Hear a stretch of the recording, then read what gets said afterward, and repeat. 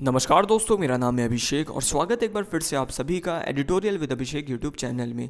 दोस्तों, आज के एडिटोरियल में बात हो रही है लैटिन अमेरिका की, मतलब साउथ अमेरिका के सबसे बड़े देश और विश्व की 12वीं सबसे बड़ी इकोनॉमी ब्राज़ील की। दोस्तों, हाल ही में ब्राज़ील में हमको राष्ट्रपति चुनाव देखने को मिला था और दोस्तों इस चुनाव में लेफ्ट विंग वर्कर्स पार्टी के लीडर लूला दा सिल्वा ने करंट राष्ट्रपति मतलब मौजूदा राष्ट्रपति बोल्सोनारो को हरा के एक प्रभावशाली जीत हासिल करी है। तो दोस्तों, ब्राज़ील के लिए लूला दा सिल्वा का जीतना क्या मायने रखता है और कौन कौन सी चुनौतियां ब्राज़ील को देखने को मिल सकती है, इन्हीं सब से रिलेटेड होने वाला है आज का हमारा कंप्लीट एडिटोरियल।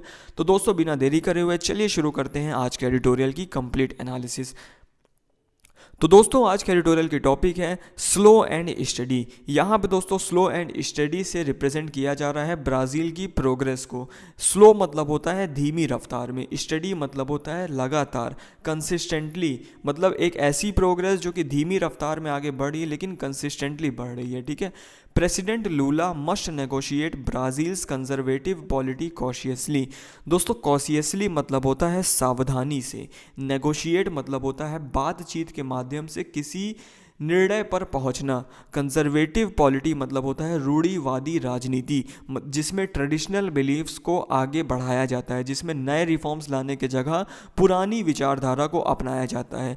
तो यहाँ पे बोला जा रहा है दोस्तों, जो प्रेसिडेंट लूला है मतलब जो ब्राज़ील के नए प्रेसिडेंट लूला दा सिल्वा है, उनको बहुत ही सावधानी से बातचीत के माध्यम से ब्राज़ील की कंजर्वेटिव पॉलिटिक्स को सुधारना पड़ेगा।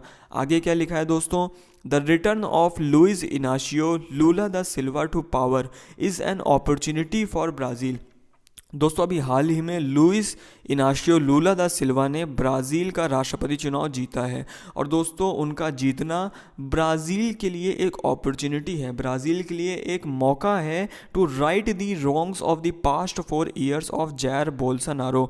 एक मौका है उन सभी चीज़ों को सुधारने का जो जैर बोल्सोनारो के प्रेसिडेंशियल टर्म के दौरान बिगड़ गई थी, and put the country back on the tracks of equity oriented growth, और कंट्री को वापस से विकास के रास्ते में ला के रखने का। क्योंकि दोस्तों ब्राज़ील में जैर बोल्सोनारो के टर्म के दौरान प्रोग्रेस जो थी वो एक तरीके से स्थिर हो चुकी थी। तो दोस्तों उस प्रोग्रेस को वापस से ट्रैक में लाने के लिए ब्राज़ील के पास एक मौका आया है लूला दा सिल्वा का जीतना। ठीक है।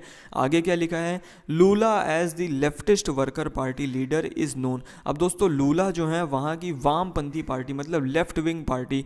लेफ्ट विंग पार्टी क्या होती है दोस्तों, जो फ्रीडम की बात करती है, जो ग्रोथ की बात करती है, रिफॉर्म की बात करती है। इसको हिंदी में हम लोग वामपंथी पार्टी कहते हैं। ठीक है। तो वहाँ की जो वर्कर्स पार्टी थे उनके लीडर थे Lula da Silva. Comes with a record of high performance and high popularity. अब दोस्तों पहले वो 2 बार राष्ट्रपति रह चुके हैं, इस वजह से उनका जो रिकॉर्ड रहा है बहुत ही अच्छा रहा है, उनकी पॉपुलैरिटी भी ब्राज़ील में बहुत ज़्यादा रही है। His previous 2 administrations from 2003 to 2011, उनका जो दोस्तों पिछला 2 कार्यकाल था 2003 से 2011 तक लगातार वो राष्ट्रपति रहे थे ब्राज़ील के।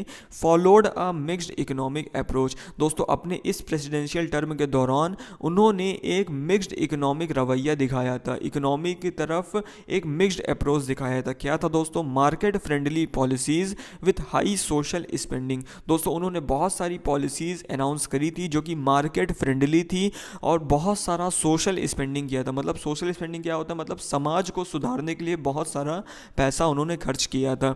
विच helped lift some 25 million Brazilians out of poverty, और जिसके द्वारा दोस्तों लगभग 2.5 करोड़ ब्राज़ीलियंस जो थे वो गरीबी रेखा से बाहर आ गए थे इनकी पॉलिसीज़ की हेल्प से। ठीक है। आगे क्या लिखा है, while also ensuring high economic growth, और साथ में दोस्तों उन्होंने ये भी सुनिश्चित किया था कि ब्राज़ील जो है वो इकोनॉमी के टर्म से मतलब इसमें आर्थिक विकास भी साथ साथ ला रहे थे ब्राज़ील में। ठीक है।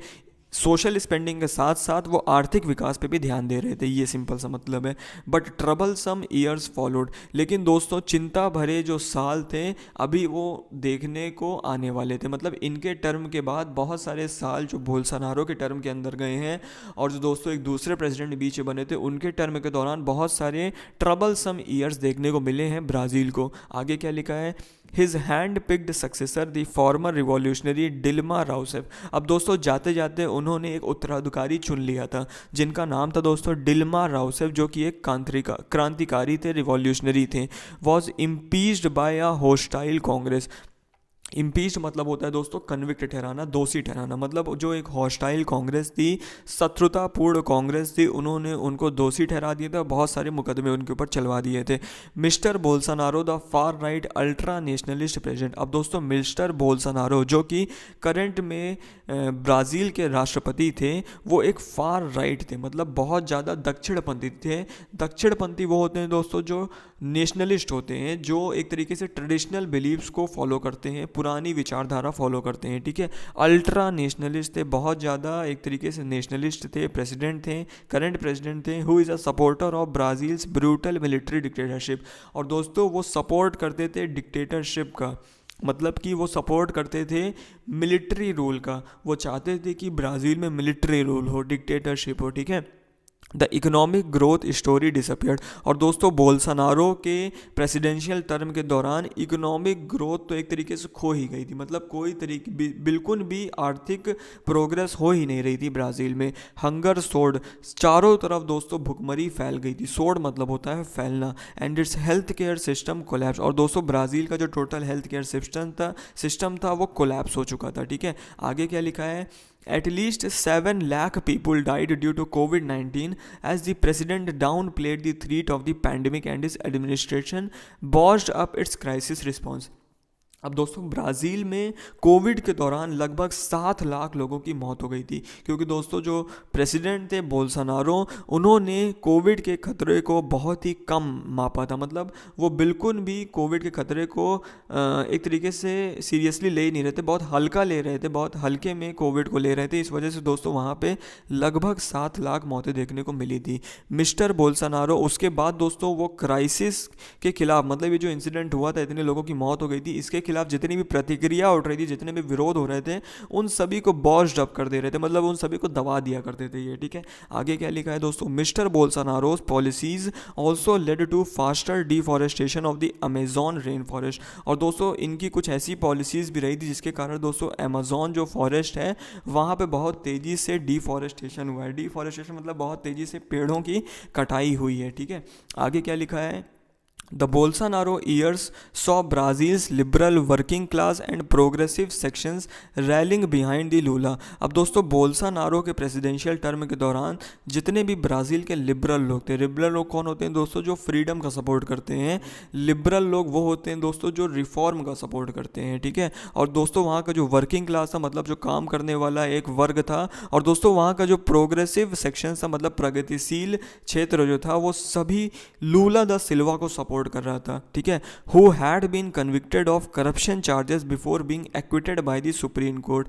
लेकिन दोस्तों लूला द सिल्वा को 2017 में उनके ऊपर भ्रष्टाचार का आरोप लगा के उनको जेल में डाल दिया गया था बोल्सोनारो के प्रेसिडेंशियल टर्म के दौरान, ठीक है। और दोस्तों 2018 में सुप्रीम कोर्ट ने उनको एक्विट कर दिया था, मतलब दोष मुक्त करके रिहा कर दिया था, ठीक है। तो इसी दौरान बहुत सारे वर्किंग क्लास के लोग, बहुत सारे लिबरल लोग और बहुत सारे प्रोग्रेसिव सेक्शंस के लोग जो थे वो लूला द सिल्वा का सपोर्ट कर रहे थे, ठीक है। Lula who left office in 2011 with an 83% approval rating. अब दोस्तों लूला जो थे वो 2003 से लेकर 2011 तक जब वो राष्ट्रपति हुआ करते थे, और 2011 में जब दोस्तों उन्होंने अपनी राष्ट्रपति कुर्सी छोड़ी थी, तब उनके पास 83% अप्रूवल रेटिंग थी। अप्रूवल रेटिंग मतलब एक तरीके से ऑनलाइन पोलिंग होती है जहाँ पे लोग अपना मनपसंद प्रेसिडेंट चुनाव करते हैं, ठीक है। तो वहाँ पे दोस्तों लगभग 83% वोट जो थे वो इनके पक्ष में पड़े थे, और ये बहुत ही ज़्यादा फेमस लीडर हुआ करते थे, ठीक है। mobilized the opposition leading them to a narrow but convincing victory in the presidential runoff। और दोस्तों इस बार जो चुनाव हुआ है उसमें लूला दा सिल्वा ने बहुत ही नैरो विन हासिल करी है। मतलब समझ लीजिए आपको लूला दा सिल्वा को लगभग 50.1% वोट मिला है, और बाकी वोट 49 पॉइंट समथिंग वोट जो है वो आपको बोल्सोनारो को मिला है। तो बहुत ही नैरो विन इन्होंने हासिल करी है, बहुत ही एक तरीके से छोटी विन हासिल करी है, लेकिन कन्विक्टिंग विन है, मतलब प्रभावशाली विन है, क्योंकि दोस्तों वहाँ पे इनको बहुत ज़्यादा फॉलो किया जाता है, ठीक है। After his inauguration on Sunday, Lula said his focus would be on unity and reconstruction. मतलब संडे को जब इनका इनॉग्रेशन हुआ था, संडे को जब इन्होंने शपथ लिया था, 1 जनवरी 2023 को जब इन्होंने शपथ लिया था, तो लूला ने कहा था कि वो यूनिटी पे फोकस करेंगे, रिकंस्ट्रक्शन पे फोकस करेंगे। To his advantage a new pink tide is sweeping through South America. और दोस्तों उनके लिए एक और एडवांटेज की चीज़ ये है कि पूरे साउथ अमेरिका में, पूरे लैटिन अमेरिका में एक टाइड चल रही है जिसका नाम है पिंक टाइड। अब दोस्तों पिंक टाइड क्या है? ये एक पॉलिटिकल मूवमेंट है जहाँ पे दोस्तों पूरा लैटिन अमेरिका जो है वो राइट विंग से लेफ्ट विंग की ओर कन्वर्ट हो रहा है, मतलब वो दक्षिणपंथी से वामपंथी विचारधारा की ओर कन्वर्ट हो रहा है, ठीक है। और दोस्तों क्योंकि लूला दा सिल्वा भी जो है वो भी एक वामपंथी पार्टी के लीडर है, वो भी एक लेफ्ट विंग पार्टी के लीडर है, तो इस वजह से ये उनके लिए एक एडवांटेज की बात है, ठीक है।